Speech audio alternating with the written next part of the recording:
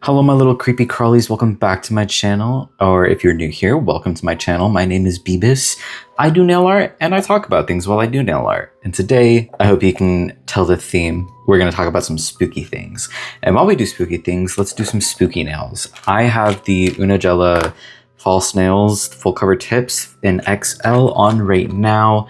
And I just used a peel-off base coat to attach the nails because I've been having really good retention lately. One would say too good, and because of that, the peel-off base coat has not been peel-off base coating. So let's get into it. Let's pick out some charms first and then do some nail art. But while we do this, did you hear that Annabelle was lost somewhere in Texas?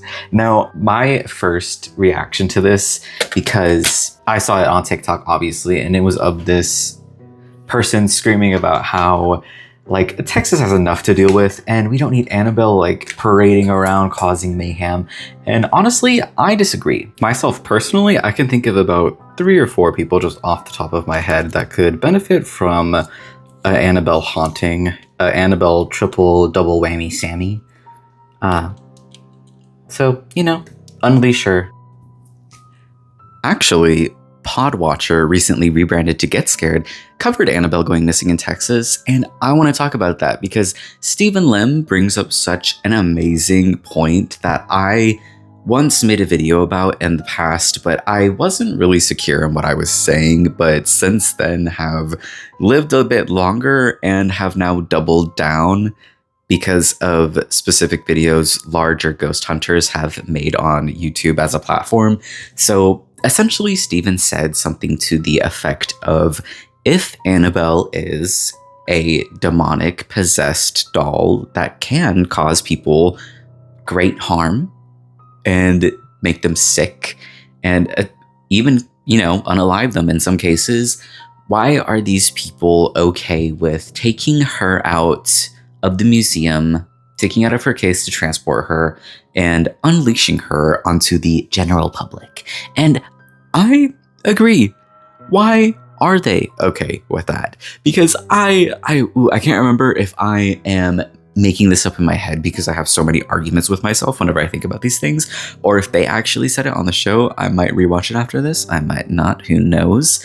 Anyways, the argument was that, like, if I had a artifact made of uranium and it was in the sealed box and it was contained perfectly within the box, and I would only get like radiation poisoning if I opened it, and I had this thing, which I don't have. Government FBI agent, I do not have this. This is a metaphor, an example, if you will. If I had this thing, I would not under any circumstance take it out and show someone, either that I knew or just a stranger on the street. I would not say, hey, there's uranium in this, and if you wanted to look at it, you could open it and peek inside, but it would douse you with a lethal dose of radiation and you would have the flesh melted off of your body. I would not do that. I would not feel comfortable with doing that. I would turn that thing into the proper authorities to dispose of it, because it does not do any good sitting in my hands with the possibility of getting out of my hands into someone who is irresponsible. It wouldn't make sense. And I liken Annabelle even as a non-believer, because the believers are pushing this narrative that Annabelle does have these powers, and they truly believe that she does and can hurt people and will if given the chance. And I feel, okay, low-key, I feel like really stupid talking about a doll like this, but it is actually like really important to me because I am deeply in love with the paranormal community and they mean a lot to me. Like, before, I was just fine with watching, paranormal videos and investigations, and I just watched it as entertainment, and that's all it was to me. But then I watched like a video from John Wolfe, and he kind of changed my perspective entirely, because I went from just watching this for entertainment to now this is something that people truly believe in and look to for comfort and answers about something that's incredibly scary and unknown, like the afterlife. And so the conversations with me didn't just stay at, you know, like, oh, did you see that like sick new video they posted? Like, it was so interesting, like the narrative that they went with. And now it's to who is pushing this narrative? Why are they pushing it? And who does it really affect? And for people like the ones that believe in Annabelle, I think it's important to have conversations about haunted dolls, haunted artifacts, why you think they can be haunted. And like, is it, if you truly believe they are haunted and can cause great harm, is it ethical to show them off and parade them about and charge money for people to come and see it? Like, is that okay? And then I started thinking about, you know, Robert the doll and how his story is that, you know, people think he's a malicious, you know, doll entity, spirit, demon, whatever you want to call it, attached to this like raggedy ass, gross looking, tattered brown sack. And it's malicious because so much negative attention was pushed onto it growing up, and it just made it negative, and now it curses people. If you don't ask to take his picture before you like take a picture of it or film it, then he'll curse you, he'll cause like horrible things to happen to you. And it's like, okay, so where is he? You know, he's in a museum on display for people to come and gawk at, even though allegedly, you know, if you disrespect him, he can cause vehicle accidents, he can make you incredibly sick, he can like do all these horrible things to you. But they don't, you know, quarantine him away in some like dark place where no one could ever be affected by him. They have him up in center in the museum, up on a little pedestal behind a box of glass, so that people can come and gawk at him. And it's like, it's that uranium box thing all over again that I said for Annabelle, but now it's Robert the doll. You know, can you ask people to be okay with taking that risk? And the answer for me again is no. Like, okay, so for me, it's genuinely not that serious. But whenever I think of all the other people affected by this, like, they go because obviously as humans, we are drawn to the morbid and the unknown, and we're fascinated by these things, which is why we have genres of, you know, jobs essentially within the paranormal community, that is ghost hunting and paranormal investigations. And I do draw a distinction between them, and it is very important to me that I draw the distinction between them whenever I talk about people.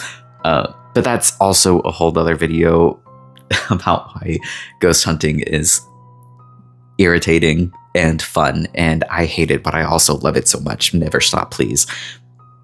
But yeah, it's that, you know, can you ask people to take these risks? Can you ask like uneducated, maybe unknowing people to take this risk to see this doll? Like, I would not hand them a uranium box and, you know, say if you want to look into it, you can. Like, I wouldn't do that. I don't think it's, if you believe in the paranormal and you believe Annabelle can hurt people, I don't believe it's ethical to have them on display for people to come and see. I think they should be locked up behind bars, deep underground, or, you know, maybe turned over to people who won't have them on display. I hope that makes sense. I get a little passionate whenever I talk about them, so I kind of rambled on and like hit 3 different subjects, but oh, I actually don't know if I ever finished talking about Robert. So real quick, in case I haven't, if I have, I'll cut this out, but if not, the conversation around Robert the doll that kind of changed my opinion of having like haunted objects that allegedly curse people and maim people on display came from a recent, or a more recent, video from Sam and Colby. Their 3 Dolls 1 Cup video where they visited Peggy, Annabelle, and Robert. And there was a segment with Robert where Colby went and read a heartfelt letter that he wrote out to Robert, like apologizing essentially for disrespecting him and taking his picture without asking first, like things like that, because he felt that like if there was a chance that Robert the doll could give him cancer, he wanted to apologize and make sure that there was like no ill will. And whenever they interviewed the caretaker of the museum,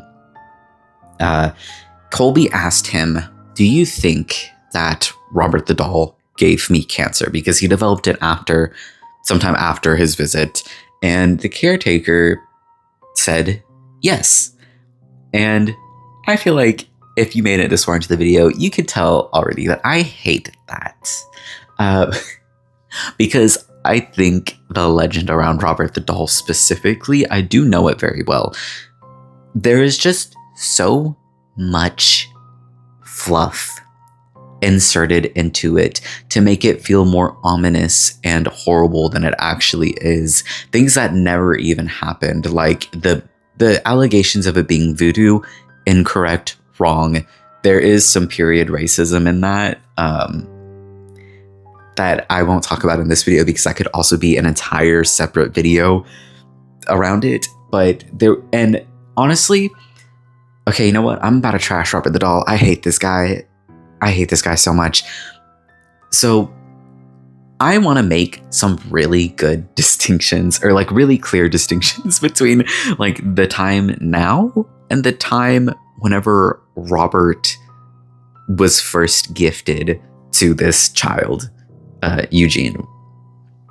Because during that time, there were no colored TVs. There were no telephones. There were no iPads. Okay, so during that time, play for kids wasn't like staying indoors and, you know, scrolling on their phones. They were outside in the neighborhood, causing mayhem, freaking each other out, like playing with other kids, like actually being forced to be social. And so it does not at all, like they had to imagine their fun, you know, they had to act it out, they had to use their imagination to create scenarios, and then they had to be like fully immersed in it. Like that was their play. Okay, if you're gonna tell me that like this kid is upstairs playing with Robert and they suddenly hear like a third different voice that was like so strange, yeah, it was the kid making a voice for Robert. Okay, he was making a voice for Robert, you know, especially upstairs in the attic, whatever, where voices can echo off walls. It's an emptier space higher up. It's going to sound different if you're a floor down. You know, I was walking up at my parents' house back whenever we lived with them. I was walking up the stairs from outside and I laughed, and my sister jumped up the couch completely terrified because she thought that a fully grown adult different man was walking up the steps and like entering the home, and it was just me. Like it scared her because I did not sound like myself, and I was just outside laughing. So, you know, it's not within the realm. It's not outside of the realm of possibility, you know, that he just did a voice for Robert and it freaked the parents out, because that doll was uncanny to look at to begin with. It didn't look right. It looked freaky, and he looks freakier now. He didn't look better back then by a lot. He still looked like a little potato sack with a face drawn on it and like things stapled to his skin. He still looked weird, you know? And if a child is, you know, doesn't have the most friends, if he was a weird child like Eugene was, it also doesn't like surprise me that he would hyperfixate on this doll and give it a personality and then like blame things on it like kids do, like a kid would, especially back in the day whenever you had to make your own entertainment. Like, and it also doesn't surprise me that like parents would feel put off by it because it's an ominous because I was gonna say ass next. It's an ominous ass looking doll. Like, of course they would feel like unsettled by it and like weirded out by it. But you will not. Okay, I've read it all, essentially. I've read all of the legends, all the accounts. You cannot convince me that this was anything other than a lonely kid projecting onto a doll and the parents being mildly freaked out about it. Like, I don't understand why people are so bewildered by how much he loved this doll. Like, I've seen many people hang on to childhood stuffed animals and blankies until they are nothing more than essentially a used napkin. They don't look good. They look bad. They look like they should have been thrown away like 2 decades, like 30 years ago. But they still keep it because they love it. Like, it does not surprise me in any way, shape, or form that Eugene loved this doll as much as he did. Like, it just doesn't. I think that people are put off by it because it looks bad. It looks ugly. I'm not going to show a picture, even though I really want to, because I respect people that are watching this that might not, agree with me or do believe that Robert can hear you through the screen. But I would just like to put it out there that with everything in my heart and soul, I do believe something is out there, but I do not believe they can travel through this screen, through technology, and hurt you from on the other side of the phone. Thank you so much for watching. These are the nails. I'm sorry that this kind of turned into a rant, but I really love the paranormal and the paranormal community, and I have so much respect for believers, and it makes me sad that they are taken advantage of. Anyways, these are the nails. Thank you so much for watching. Subscribe if you're into that sort of thing. I don't judge, but it does help me out a lot, and I will see you in the next one.